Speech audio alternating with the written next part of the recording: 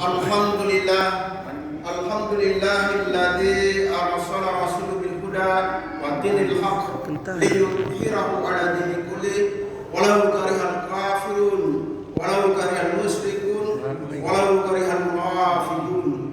Asyhadu an la ilaha illallah wahdahu la syarika lah wa asyhadu anna Muhammadan abduhu wa rasuluh. Allahumma shalli ala sayyidina Muhammadin wa ala alihi wa ashabihi ajma'in. A'udzu billahi minasyaitonir rajim. Bismillahirrahmanirrahim.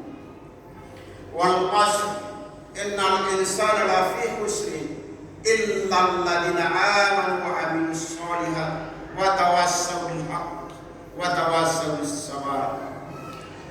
Bapak, Ibu, kaum muslimin sidang jamaah yang dirahmati oleh Allah SWT, utamanya jamaah Isya tadi, insyaallah sebentar kita melaksanakan sholat tarawih secara berjamaah. Marilah kita semua agar selalu memanjatkan puja dan puji syukur atas kehadirat Allah atas kehadirat Allah Subhanahu wa taala, di mana sampai saat ini kita sekalian masih diizinkan oleh Allah Subhanahu wa taala untuk menikmati kesempatan, di mana kesempatan ini kita sekalian masih diizinkan berjumpa dengan bulan yang istimewa, raja dari 11 bulan lainnya, pemimpin dari para 11 bulan lainnya. Kita juga masih diizinkan oleh Allah Subhanahu wa taala untuk diberikan, di mana kita diberikan nikmat iman, nikmat kesempatan, nikmat kesehatan. Patut kita bersyukur untuk meningkatkan amal ibadah kita untuk berjumpa dengan bulan ini, di mana bulan ini adalah bulan yang penuh berkah, hidayah, maghfirah, idnanar.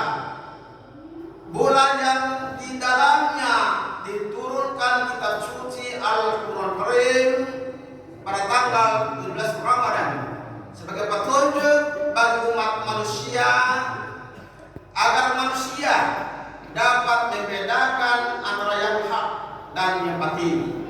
Ini utamanya kehadiran bulan suci Ramadan, supaya kita dapat meningkatkan iman agar kita memperoleh surga seluas langit dan bumi, baik surga tingkat pertama sampai ke tingkat terakhir, yaitu tingkat ketujuh, insyaallah. Bagaimana caranya untuk mendapatkan surga itu? Ada beberapa tip perjalanan amal ibadah oleh kita semua sebentar. Baik, dan tak lupa pula kita mengirimkan selawat dan taslim kepada baginda Rasulullah Muhammad SAW, Nabi yang umi, Nabi sebagai uswatun hasanah, Nabi idola seluruh makhluk Allah Subhanahu wa taala, termasuk para malaikat mengidolakan baginda kita. Kenapa para malaikat mengidolakan baginda Rasulullah Muhammad SAW? Karena malaikat berasal dari Nurullah Nur Muhammad, tercipta dari Nurullah Nur Muhammad, itulah para malaikat. Maka para malaikat akan tunduk pada Muhammad. Salah satu contoh ketundukan malaikat ketika berada di Masjid Al-Aqsa, Yerusalem, Nabi diberikan untuk menjadi pemimpin sholat 2 rakaat, di mana para jamaah pada saat itu bangsa ruh seluruhnya, baik berasal dari malaikat maupun manusia yang telah tiada, hadir di Masjid Al-Aqsa menyambut kedatangan Rasulullah SAW. Lalu setelah masuk dalam masjid, malaikat Jibril menunjukkan Rasulullah SAW untuk menjadi pemimpin sholat 2 rakaat. Nabi katakan, kenapa saya? Engkaulah makhluk yang terbaik dan seluruh yang terbaik yang telah diciptakan oleh Allah Subhanahu wa taala. Kenapa demikian? Karena dalam Al-Quran Karim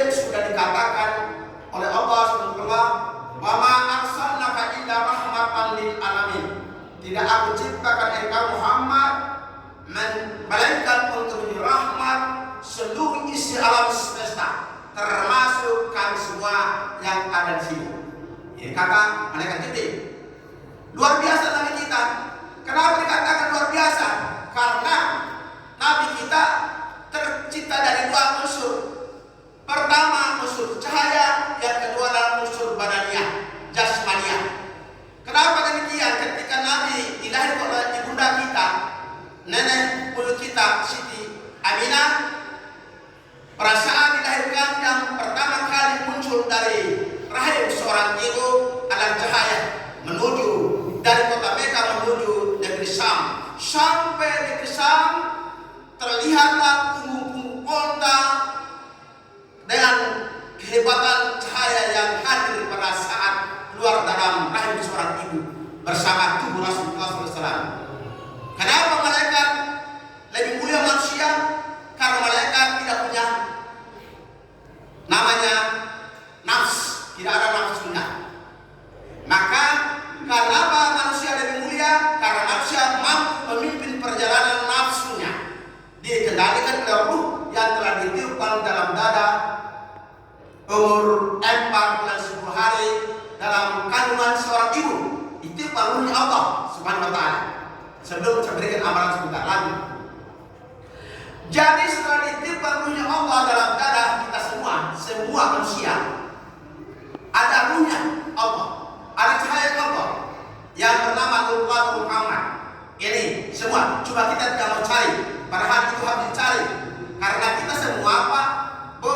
Telah berjumpa dengan Allah Subhanahu wa ta'ala, telah bercakap secara langsung dengan Allah Subhanahu wa ta'ala dalam alam rahim seorang ibu. Dalam surat Asy-Syams ayat 7 dikatakan oleh Allah Subhanahu wa ta'ala, setelah sempurna kejadian kita yang bernama jiwa, berasal dari 4 unsur tanah, air, api, dan angin, menjadi sperma. Sperma itu berubah menjadi darah, darah menjadi daging, daging menjadi tulang, tulang menjadi dibungkus kembali oleh daging tulang itu. Maka pada saat itu terjadi namanya nafs, yang bernama jiwa. Karena untuk perjalanan jiwa, supaya sempurna jiwa ini, supaya tidak mendapatkan siksa api neraka jahanam, maka datang ruh untuk memimpin perjalanan jiwa itu. Maka ditiupkan ruhnya Allah SWT pada saat itu. Dalam surat Al-A'raf ayat 172 dikatakan oleh Allah Subhanahu wa ta'ala, qala ta'ala alastu birabbikum qalu bala syahidna. Yang artinya alastu birabbikum, kata Allah, hai hamba, apakah engkau kenal aku bahwa bukan Tuhanmu, kata Allah. Disitulah perjumpaan kita dengan Allah SWT, bercakap secara langsung dengan Allah SWT setelah ditiupkan ruhnya dalam dada kita. Karena setelah ditiupkan ruh kita, maka kita bisa melihat, bisa mendengar, bisa merasakan, bisa berkata, dan lain sebagainya. Itulah yang terjadi. Kita saling pandang-memandang dalam alam rahim seorang ibu, antara ruh yang telah ditiupkan dalam dada seorang ibu dengan pencipta alam semesta. Alastu birabbikum, hai hamba, apakah engkau kenal aku bahwa akulah Tuhanmu, kata Allah. Lalu hamba menjawab, ya, mulai saat ini aku naik sapi. Maka terjadilah syahadat tauhid namanya. Asyhadu an la ilaha illallah. Terjadi syahadat. Dan mulai saat ini pula aku naik saksi bahwa Muhammad adalah rasulmu, nabimu, utusanmu, dan hambamu. Wa asyhadu anna Muhammad rasulullah. Terjadilah dua kalimat syahadatain. Asyhadu an la ilaha illallah wa asyhadu anna Muhammad rasulullah. Disitulah pertama kali kita berjumpa, bersyahadat dengan Allah SWT. Bukan setelah lahir di dunia baru kita bersyahadat, tidak, di alam itu, di alam rahim seorang ibu baru syahadat. Baru setelah kita lahir baru diucapkan kembali, diperkuat syahadat kita dengan harian badannya kita. Jadi kaum muslimin dan muslimat sidang jamaah yang dirahmati oleh Allah SWT, marilah kita cari diri kita yang telah hilang supaya sempurna salat kita. Karena ini menjadi momentum yang terbaik dalam bulan suci Ramadan dengan mengamalkan beberapa amalan yang harus kita laksanakan untuk memperoleh Lailatul Qadar ke depan. Salah satu hadis mengatakan supaya kita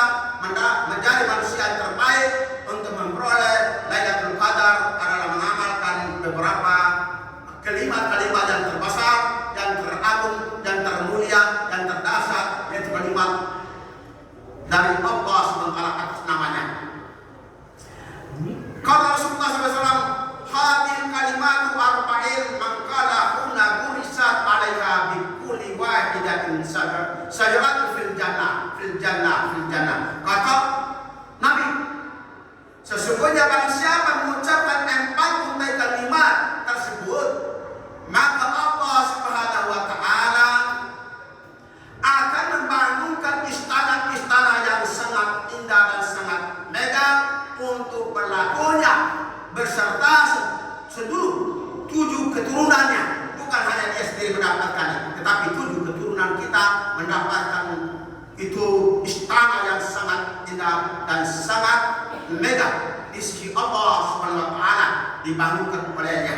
Dan di depan istana-istana itu tercipta taman-taman yang sangat indah pula, di samping kanan samping kiri, baik depan maupun belakang. Ini bagi orang melaksanakan ucapan subhanallah walhamdulillah wala ilaha illallah wallahu akbar. Apa kata subhanallah? Subhanallah, maha suci Allah. Sepanjang perjalanan badan kita, perjalanan kita dimanapun kita berada, jangan lupa kalimat ini ucapan subhanallah, subhanallah, subhanallah. Maha suci engkau ya Allah, maha suci engkau ya Allah, maha suci engkau ya Allah. Di mana saja, insya Allah, di atas pesawat, di atas kapal laut, perahu, motor, beca, mobil, truk, dan lain sebagainya, kita ucapkan kalimat subhanallah, subhanallah, subhanallah. Lalu yang kedua, amalan yang harus kita lakukan di bulan suci Ramadan ini, memperbanyak ucapan alhamdulillah, alhamdulillah, alhamdulillahirabbil alamin. Apa makna daripada alhamdulillah? Segala puji bagi Allah, segala puji bagi Allah. Itu yang dikatakan. Kalau alhamdulillahirabbil alamin, segala puji bagi Allah Subhanahu wa Ta'ala, penguasa alam semesta. Segala puji bagi Allah Tuhan semesta alam, luar biasa. Memuji Allah luar biasa. Dengan kesempatan bulan suci Ramadan ini, momentum bagi kita untuk memperoleh malam Lailatul Qadar, perbanyak ucapan itu. Yang berikutnya ucapan Allahu Akbar, tadi subhanallah, kedua alhamdulillah, wa la ilaha illallah, la ilaha illallah, la ilaha illallah, la ilaha illallah, la ilaha illallah Muhammadar Rasulullah. Kalau kita mampu realisasikan kalimat ini, insyaallah kita dijamin masuk surga semua. Yang keempat ucapan adalah Allahu Akbar, Allahu Akbar, Allahu Akbar, Allahu Akbar, Allahu Akbar walillahil hamd. Allah yang maha besar, Allah yang maha agung, Allah yang maha dahsyat, Allah yang maha, tidak ada ciptaan yang mampu menandingi kebesaran, keagungan, kemuliaan Allah Subhanahu wa Ta'ala. Kalau kita mampu ini, insya Allah. Hadis yang kedua dikatakan oleh Rasulullah SAW. Kalau Rasulullah SAW mengqala subhanallah walhamdulillah wa la ilaha illallah wallahu akbar wa ahabu ilayya min walihi wan nasi ajmain, kata Nabi. Barang siapa mengucapkan ini, saya juga mengucapkan kalimat ini setiap saat dan setiap waktu, karena aku lebih mencintai 4 untaian kalimat tadi daripada seluruh isi alam semesta, termasuk langit dan bumi, termasuk seluruhnya. Lebih disukai oleh Nabi ucapan itu daripada seluruh isi alam semesta, baik dari langit maupun bumi. Baik Bapak Ibu, kunci yang membuat kita tidak sampai ke Lailatul Qadar apabila kita, baik Bapak, Ibu, dan anak gadis, para pemuda. Tapi saya mau bahas tentang pemuda dan para gadis yang banyak selim pada malam ini. Kemarin saya khutbah di Veterani, saya lihat masih banyak gadis-gadis keliaran. Mereka menggelarkan dirinya sekitar wilayah Dadah, membuat kaum Adam, utamanya kaum pemuda, karena mereka tidak atau belum